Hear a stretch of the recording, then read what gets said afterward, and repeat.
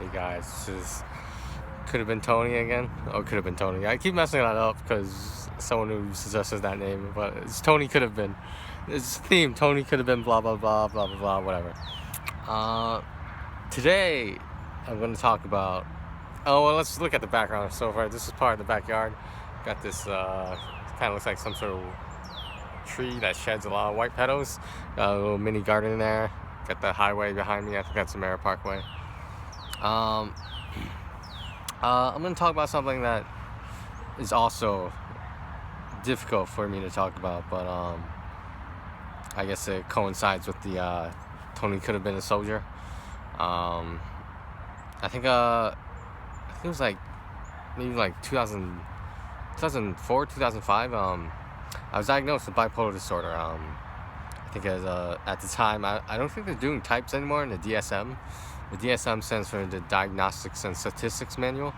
It's basically a psychiatrist's handbook. It just lists all the medication, lists all the mental illnesses and whatnot, and you can learn a lot from it.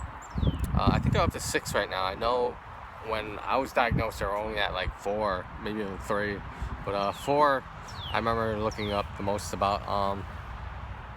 So at the time, I think I was considered type 2.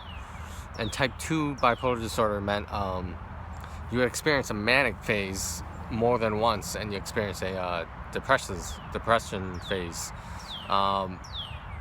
So for those who don't know, manic is when you have so much energy and you have so many thoughts that you can't sit still, and it just it has so much influence on your ability to sleep, the amount of work you get done. Supposedly, someone told me that the most successful people do have bipolar disorder. If you look at people like Tom Cruise, if you look at people like what's his name, Mel Gibson. If you look at people like I forget her name. I'm pretty sure Whitney Houston was bipolar at some point, but you gotta keep in mind she was under a lot of drugs and alcohol too at the time. There was all the other substance abuse issues there. But so they used to call bipolar disorder manic depressive disorder, and they classified it as manic depression. But there's no such thing as that anymore. It's an outdated term. Let's just put it that way. Type 1 obviously is only if you have ever only had one manic episode, and the rest were depression phases, I guess. A bipolar person doesn't really have a balance between those. It's not something where you can pick and choose. Some things that in our environment are able to induce a manic phase, such as like watching a scary movie, or obviously drug abuse, substance abuse, or just big life changes like losing a job, separating from a relationship. Stuff like that can cause well, obviously it would cause depression, but it can also cause a manic phase as well. And a lot of people don't realize that. Like bipolar disorder is typically classified as ups and downs, but it's not black and white like that. And the reason everything I've said so far is pure psychology. The difference between psychology and psychiatry is psychiatry has to do with the medicinal aspect of diagnosing mental illness and whatnot. So my section for this video is under Tony could have been a psychiatrist. I did a lot of research in my time. I took a few psychology courses. I tried to get I was thinking about getting my bachelor's in psychology, or a minor at the least. But when I took those courses, as ridiculous as it sounds, when I took those courses about psychology, about neuroscience and whatnot, like personality courses and whatnot, like all this information you can find online as well. But I was taking a few classes at Boston University, and the problem was I didn't find the answer I was looking for. I know that might be the wrong place to look in terms of your education, maybe for a personal issue, but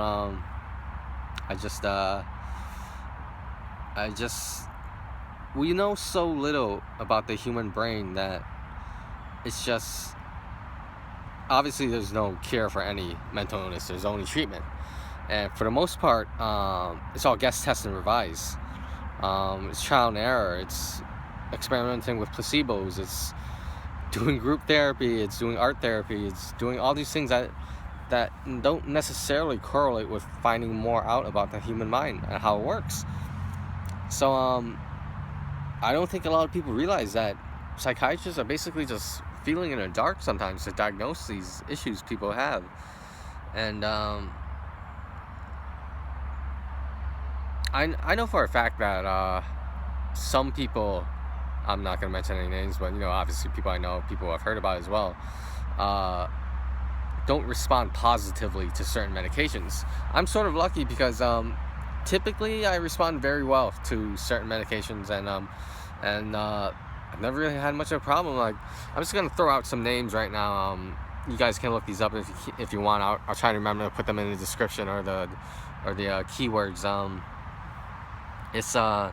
There's Depakote, which I attempted to wean off of. That's a long story, and could have been crazy, but the problem with weaning off of Depakote, it caused me, thank God they weren't permanent, but mild tremors and very, very like tics, sort of like seizures, but definitely not as violent or life-threatening.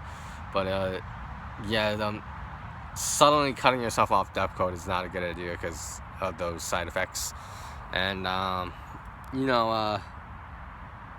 all times you would like to follow your psychiatrist's advice, follow your medical team's advice, actually, in general, because they're the experts for a reason. And like the rest of us, we're just people with the internet and too much time on their hands. So there was Depakote, there was lithium, and I'll share a story right now that I heard from a psychiatrist that I had when I used to live in Las Vegas. And yeah, I understand Vegas is not the best place for a bipolar person to live. Yes, I understand that.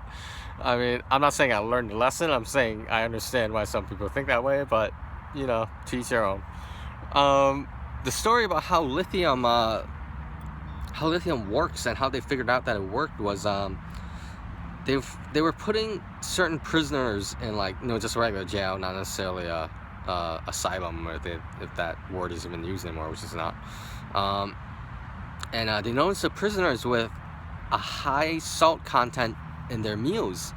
Like they were calmer, they were more balanced, they didn't get into as much trouble, they were less volatile, they were less angry, some of them weren't even sad as much.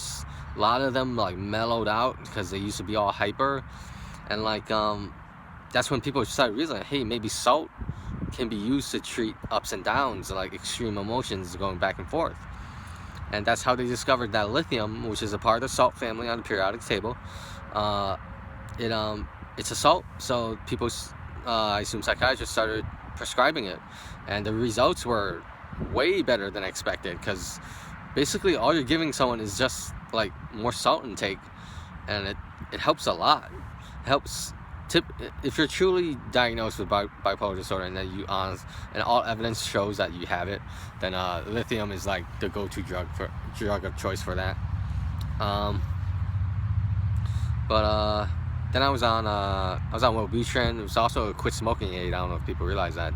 Somewhat helpful because smoking is that's a whole nother topic. But I quit smoking. It was one of the hardest things I have to do. But I'm getting a little off topic here.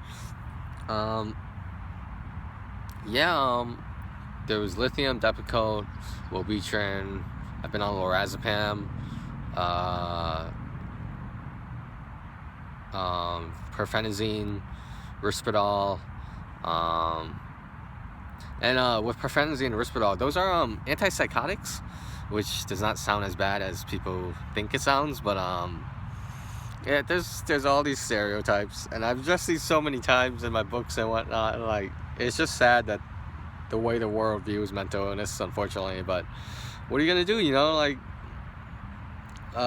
it's true that one person can change the world's perspective on things, but there needs to be thousands, millions of other people behind that one person for it to work. Maybe that's what this YouTube channel is for. That's somewhat ambitious, but yeah, what was I talking about? I was talking about, antipsychotics, because there is a diagnosis that is becoming more widely accepted, known as bipolar disorder with psychotic symptoms. that's sort of very similar to schizoaffective disorder, which I was sort of diagnosed with. But recently I went to my APRN, my medical team, and they told me that my diagnosis is basically just bipolar disorder, and it happens to have psychotic symptoms, but you know, a label is a label. So whether it be bipolar disorder 1 or bipolar disorder 2, like, it's still bipolar disorder. Yeah, those are just for hallucinations, whether they be auditory, visual, olfactory, which is pretty crazy. In some cases, tactile. Yeah, I think that's it. Yeah, auditory, visual. I've heard of taste hallucinations, but like, I feel like that's pushing it a little bit. But I've never experienced that. I have experienced olfactory hallucinations, though, where like you smell something, like there was a situation, like there was a fire in my life, like it was like a car fire, and when my troubled unmedicated times, I swear I could smell something burning sometimes, and it was just, you don't forget that smell, not from a car fire smell. You might know what candles smell like, or what like a house fire smells like, but you never forget the smell of a car fire with all those fluids and all those chemicals and the burning and the ash and smoke and stuff. So it's not a pleasant smell. I mean, I wish I could forget it, but you know, it's something I have to deal with, and you know, I'm doing okay. So that's all I can really say about bipolar disorder. I know I'm missing a whole bunch of medications that I was on in the past, but the past is the past. Right now I'm on a bunch of stuff right now for various things. Like, I take pantoprazole for heartburn.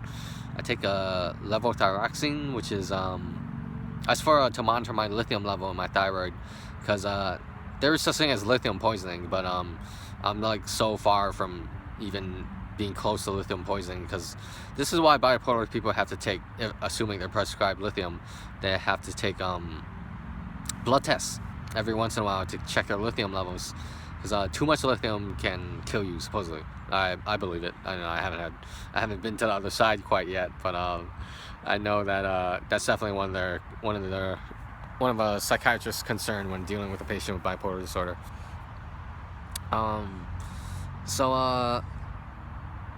Yeah, I'm not sure where this video is going, but I know that it is bad to self-diagnose. I realize that, but at the same time, I didn't have insurance, so I was trying to figure out like holistic and natural ways to deal with my bipolar disorder, but apparently I'm not sure the right word in terms of how to phrase it. I guess assuming I do have bipolar disorder, which I'm pretty sure I do, but you know, given the knowledge we have today, mine is so strong, or so, I don't want to say dangerous, but for lack of a better term, dangerous, that I need psychotropic medication to psychotropic medication is basically a mind altering medicine, a pill, a drug, etc. And mine is so strong that I cannot function in normal society without being medicated. I just can't do it. I've tried it like on more than one occasion, and every time it's not a good idea. A couple of those times I did not have insurance, in my defense, so I was just trying to make the best of a bad situation. I mean, like, what else can you do? I mean, like, it's hard. It's hard for me to admit that I have a disability when I know I do, and the majority of the people I know I do. And it's just, my disability is not visual. The problem, the stigma, I could use that word over and over. The stigma with mental health, mental illness in general. People think you're crazy. I mean, like that movie that recently came out, Split. I think that's what the movie was. When I saw the trailer for that movie, I was like, there's no way this movie is gonna help society at all. I mean, like, it's just multiple personalities or MPD. It was like, I haven't seen the movie, but from what I saw in the trailer, like, it doesn't look like it's a very politically correct or accurate depiction of the main character's mental illness. I assume the main character is the hostage taker or murderer or whatever you want to call him. Yeah, but the stigma is horrible. It's just like pity. People don't pity me because I have a disability. People are afraid of me because I have a mental illness disability, and it's unfortunate. And that's the way, because like I think I'm a pretty nice guy. I mean, like I'm pretty calm for the most part. I try not to get into trouble. Try to be a good person. But I guess that's all we can really do at the end of the day, is try, because you know it's gonna be a long time before we find out what we need to find out about the human brain to like even cure one mental illness. I mean, like I can't even think of a single mental illness that has been cured yet. Like you can say, okay, yeah, depression can be cured. No, it can't. It just can be treated, because like a cure is something, from my understanding, is one thing that you take, or you know, whatever you want to call it, and you use it, and then you never have to keep treatment going on, ongoing treatment. And that's how people deal with depression with antidepressants, is they take a pill every morning, and or at night in some cases, or with a meal or whatever, and it balances out their mood. It gives them more energy, it gives them more I assume serotonin, more dopamine, stuff like that. Those words that I no longer know the definition about, because I'm way out of practice with my psychology courses. Yeah, but bipolar disorder, yeah, could have been a psychiatrist. I mean, all I would have to do to be a psychiatrist is memorize all the generic and brand names of medications and their effects, and you can pretty much diagnose anything. I mean, like, I'm not belittling the psychiatric field, but I'm saying I just wish I had more confidence in it. I mean, I am happy that the medication regimen I have now has made me pretty much stable for the most part, for definitely since I came back from Las Vegas. So I'm like, I think I came back like maybe like in 2012, so 2011, 2012, something like that. So it's been at least 5 years, somewhere around 5 years. And I don't know what to say. I like being outside. I like doing these videos outside. So you guys out there, you viewers, feel free to respond. Share your stories about bipolar disorder, whether you or a family member or friend has it. Be very interested in hearing it. Leave some comments, like, subscribe, etc., etc. All right. This is an easier subject for me to talk about than I realized, because I'm not really talking about anything personal. I'm just talking about what people think bipolar disorder is versus what people who know someone, who are related, who are friends with someone who has bipolar disorder, like the struggle it really is. Like some transitions are smoother than others, but again, like I said, it depends how responsive you are to the medication. I think this video has gone on way too long so far, but this is another subject I can talk about for hours on end. Is just what to do about my mind, what to do about bipolar people's minds, their balance, their happiness, most importantly, because some people consider the mania phase, that's, you know, related to being manic. Some people would tell you that's the happiest times of their lives, because they have so much energy. They don't sleep. Sometimes days on end they don't sleep, and they just go crazy. The common stereotype is that they spend lavishly. They spend ridiculous amounts of money in a short period of time. Usually there's some alcohol or drug abuse, but I guess I got a little bit lucky, because Tony Nito, I haven't encountered for someone with a tattoo artist Nito. So, but that is a different section for a different video. Well, guys, thanks for listening. You know, do your thing, I'll do my thing.